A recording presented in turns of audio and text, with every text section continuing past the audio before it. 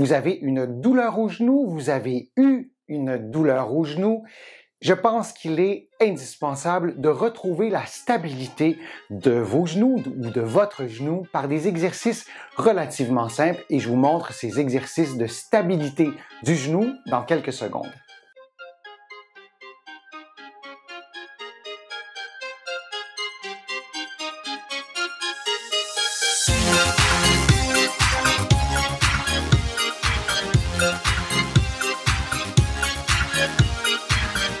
Je suis Denis Fortier. Si vous êtes nouveau ici sur ma chaîne YouTube, je vous conseille de vous abonner en cliquant sur le coin inférieur droit de l'écran.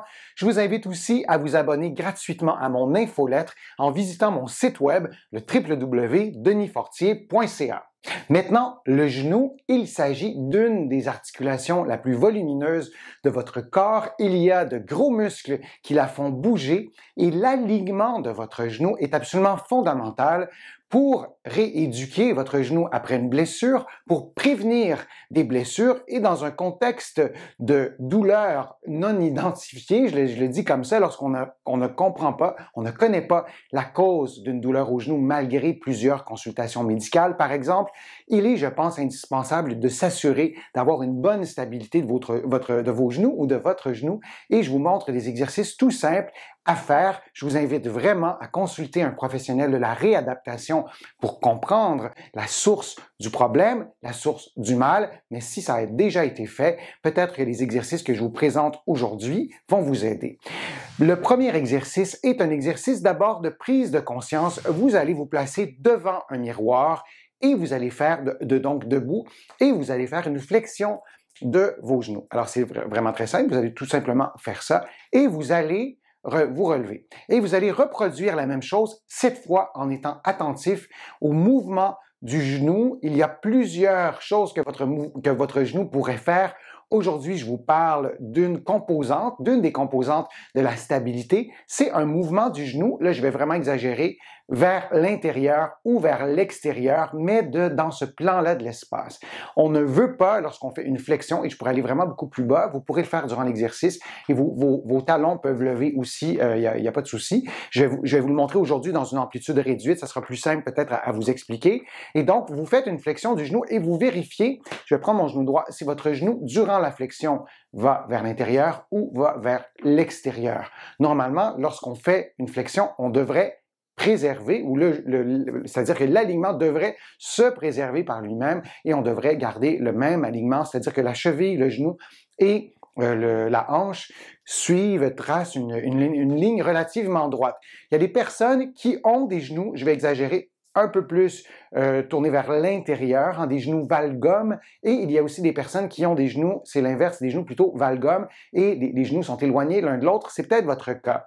Si c'est votre cas, on essaie durant l'exercice d'avoir le meilleur alignement possible. Parfois, cette modification d'alignement des genoux provient d'un problème à la cheville. Parfois, ce n'est pas un problème, c'est votre corps qui est fait comme ça. Parfois, ce n'est pas très prononcé non plus, mais parfois, ça peut aussi être un problème. Donc, peut-être que les exercices que je vais vous donner vont aussi vous aider à rééduquer votre genou et l'alignement articulaire. Donc, soyez attentifs, mais je tiens à souligner que l'objectif n'est pas d'avoir un alignement parfait si votre morphologie ne le permet pas. Alors, dans l'exercice de prise de conscience, vous faites une flexion tout simplement et vous vous relevez. Encore une fois, peu importe si les talons lèvent ou pas, et vous vous assurez que l'alignement est maintenu. Et si vous voyez que ça fait quelque chose comme ça, vous vous assurez de le corriger. Donc, vous vous assurez que vos genoux restent parallèles. On ne veut pas avoir un mouvement vers l'extérieur ou vers l'intérieur. Alors là, ça, c'est la première prise de conscience. En général, ce qu'on vient de faire là, ne met pas en évidence un mouvement du genou vers l'intérieur. En général, le genou va aller plus souvent vers l'intérieur. Donc, ce qu'on vient de faire ne devrait peut-être pas mettre beaucoup de choses en évidence. Vous devriez peut-être avoir remarqué que l'alignement reste le même. Mais si ce n'est pas le cas, vous faites ce mouvement-là en exercice, flexion, extension des genoux en maintenant un bon alignement articulaire. Et moi, je vous conseille vraiment de faire tous les exercices de la vidéo devant un miroir ou devant votre ordinateur ou votre tablette pendant que vous vous filmez. Ça peut être intéressant aussi parce que vous pourrez revoir ensuite, vraiment à tête reposée, j'allais dire, les différents mouvements que vous avez faits. Alors ça, c'est la première façon de faire. La deuxième façon de faire, c'est de faire la même chose, en fait, mais en équilibre sur un pied. Et là, peut-être qu'on mettra en évidence un mouvement vers l'intérieur ou vers l'extérieur. Alors, on fait la flexion et on veut vraiment garder un bon alignement articulaire. Vous pourriez garder la main sur votre cuisse et vous faites une flexion et vous revenez. Et on va en faire une dizaine. Et lorsque vous faites les mouvements, c'est important de faire plus qu'une fois. Parfois, avec la fatigue musculaire ou avec une distraction, le genou va se positionner vers l'intérieur. Alors, si c'est le cas, vous maintenez l'alignement articulaire. Mais si votre genou va vers l'intérieur, c'est automatique. Il se passe aussi des choses dans votre pied. Et c'est parfois la source du problème, c'est l'alignement du pied, c'est l'affaissement de la voûte plantaire, par exemple. Alors, vous devez absolument vous concentrer pour mettre du poids, bien sûr, sur votre talon, mais aussi sur l'avant-pied, sur les orteils, sur le gros orteil, le premier orteil et sur le cinquième, le petit orteil aussi. Il doit y avoir du poids sur l'ensemble de votre pied du début à la fin du mouvement en gardant l'alignement articulaire et vous en faites une dizaine de fois. Alors ça, c'est la progression en fait du premier exercice.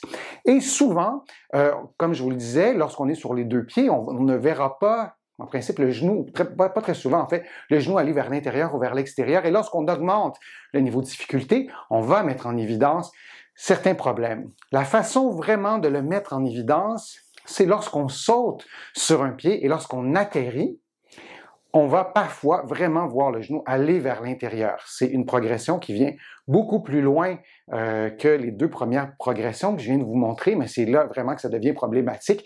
Et ce problème, encore une fois, du genou qui va trop vers l'intérieur, c'est lors des sauts. Lorsque vous atterrissez d'un saut, c'est associé par exemple aux blessures du ligament croisé antérieur. Maintenant, il est nécessaire d'augmenter le niveau de difficulté et peut-être que dans votre cas, vous vous dites je suis pas prêt à augmenter le niveau de difficulté, alors vous ne l'augmentez pas. Et peut-être que c'est l'inverse. Peut-être que vous vous dites mon Dieu, c'est facile sa vidéo, est-ce qu'il peut arriver à des exercices plus difficiles? Mais bon, il faut commencer par le commencement. On arrive à des exercices un peu plus difficiles et j'ai placé la chaise à côté de moi. Je ne l'ai pas mentionné depuis le début de ma vidéo, j'aurais peut-être dû. Vous avez compris que c'est pour aussi vous tenir votre équilibre, pour vous aider à garder votre équilibre si vous étiez déséquilibré, surtout quand vous êtes bien sûr sur un pied. Alors, on va placer la bande élastique à différents endroits, mais on va commencer par placer la bande élastique plutôt, ou dans mon cas, c'est une boucle.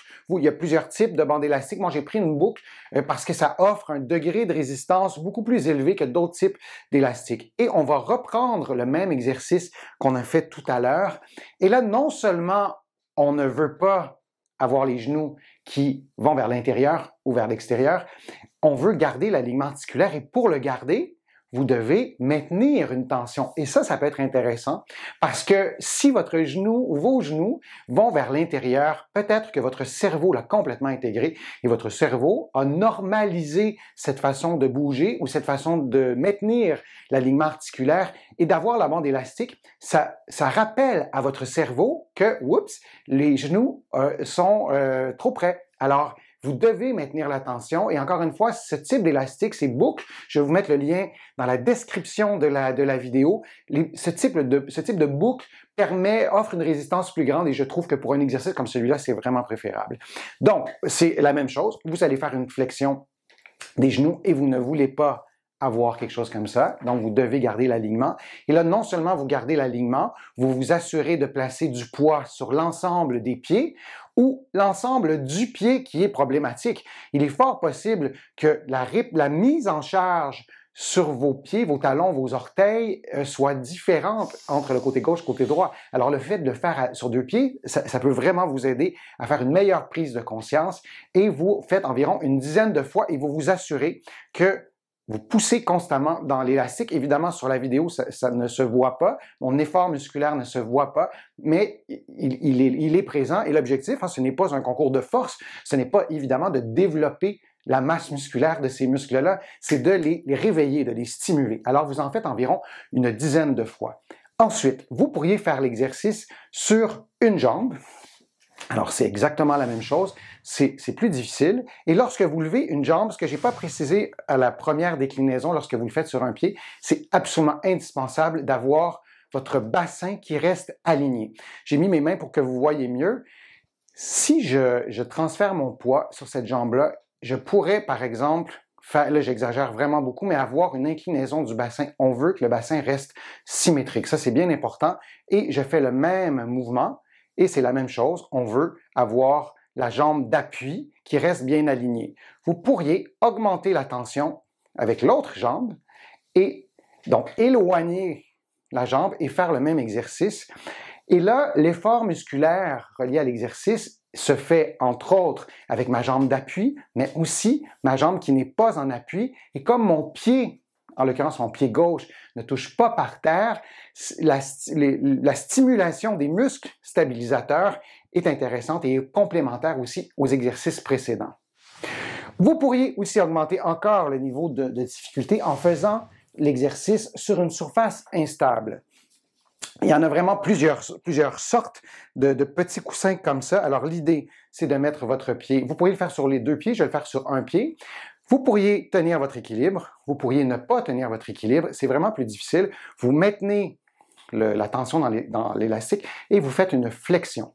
Et l'idée, là, ce n'est pas de faire une audition pour le Cirque du Soleil. Moi, je suis pas un super athlète, là. Je suis pas un athlète professionnel, loin de là. Donc, c'est difficile pour moi de faire ça, mais ça se fait et je dois constamment réajuster mon pied, ma cheville, mon genou. Et en ayant la tension de la bande élastique, ça permet vraiment de garder l'effort constant.